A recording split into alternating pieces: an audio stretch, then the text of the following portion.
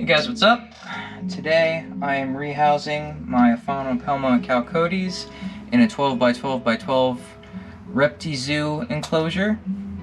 You've probably seen a lot of these if you watch Dave's Little Beasties on YouTube. He has a great channel. He's actually the reason I wanted to try one of these out. Now these do have a mesh lid, but the upside is you get a full 360-degree view. And the last cage I had for my Desert Blonde was nice, but that one's kind of big, so this one we're downsizing, but it's still going to be super duper cool. Alright, so a lot of the substrate I used in here didn't really get webbed on, or didn't really get, it didn't get crapped on, basically. Like, it's not dirty at all, it's still good to use. Now again, this substrate it's called Mega Mix Arid. I got it from Marshall Arachnids. You can follow him on Facebook or Instagram. He's got really great stuff. He also has Mega Mix Tropical, and both of these substrates can be mixed together. I recently ordered 10 bags of this stuff because I'm going to be rehousing my Pingfoot Goliath soon into a permanent enclosure. Right now, we're just filling this up. This is webbed on. We're going to use this as a top layer for her. So you see how this is all like webbed together? Tarantulas do that to feel more at home. It's to like familiarize himself with the environment. It's kind of like when you move. When you move, you bring some old furniture with this. So we're going to put this at the top layer for her to get a lot more comfortable, get more comfortable faster. All right, let's keep going. Now we're not going to fill this all the way. I'm going to take some rocks out of here quick. We'll put these rocks at the top of the layer. Okay. Oh, whoops. This accidentally got filled in. We're just going to keep going. This stuff does appear dusty. It's got like mulch in it and stuff like that. And a mix of like charcoal and sand. Like the mulch, you don't have to worry about it. It's like soft enough for the tarantulas, but what's also great about Megamix is that you can put succulents and other desert plants or desert grass in them because they have organic material inside them already. They're made up of like basically like the natural stuff that you find in the wild, or as close to the natural stuff as possible. Like the Marshall Arachnids guy, he makes this stuff himself. And he treats it also to make sure there's no unwanted things in it.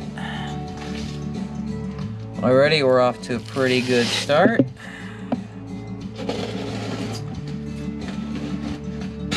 And another reason this stuff is great is because it'll hold tunnels and burrows a lot, because it's got a mix. It's a mix of clay. I believe there's a mix of clay. There's a mix of clay, sand, soil, charcoal, and mulch. So, and you can also mix it around, hence the name Mega Mix.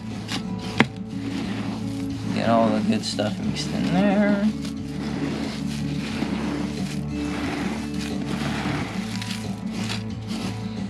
I think the downside of this, it may make the enclosure a little heavy, but it'll totally be worth it.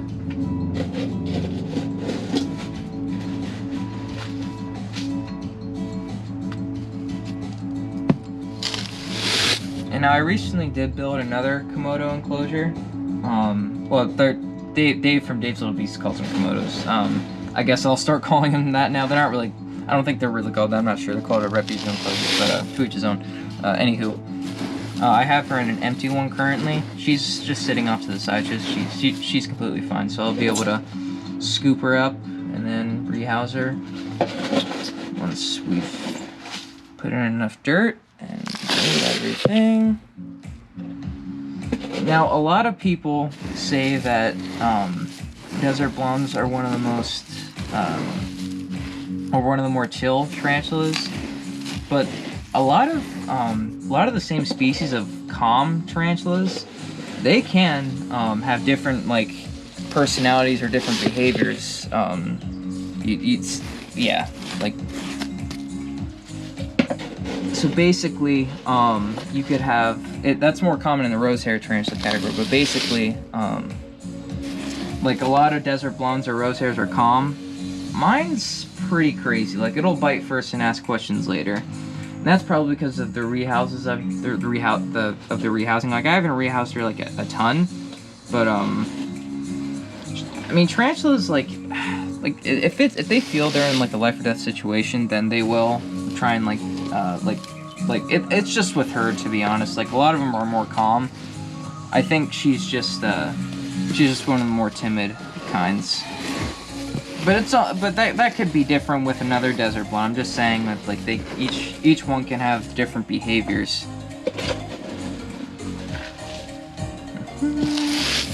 Alright, we're almost there. I'm thinking we'll put more at the top and then we'll lower it at the bottom here. I'm gonna flatten it down.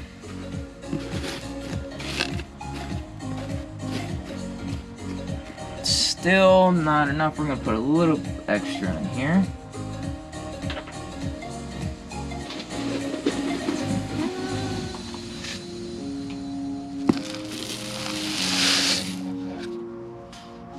I think one more scoop of this and we might be alright.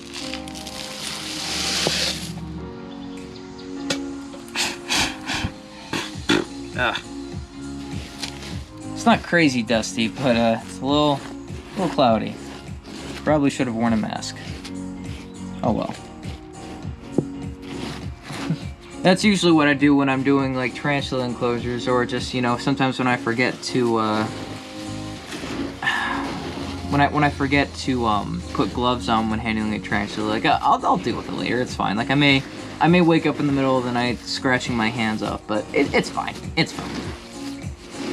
And that is another thing. If you're dealing with a tarantula that has serious hairs, like a Goliath bird eater, you do want to wear gloves like at all times. That's just not something you want to forget, because they do have seriously bad hairs. I'm actually going to put gloves on for the dirt, just in case. I don't know. It would just help me mix it better.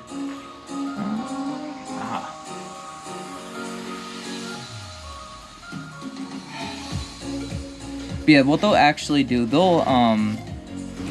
they will like shed their hairs like on the dirt and on the webbing, which is it's a unique method, but it's not good for tarantula owners, because sometimes some tarantula owners, or like myself, forget that, and then I'm like itching constantly like all day. Not good.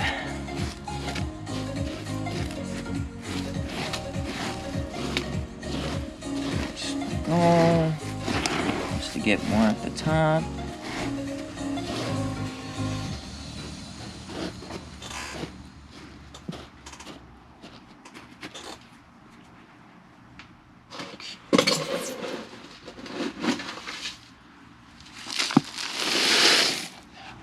I think one more should do it.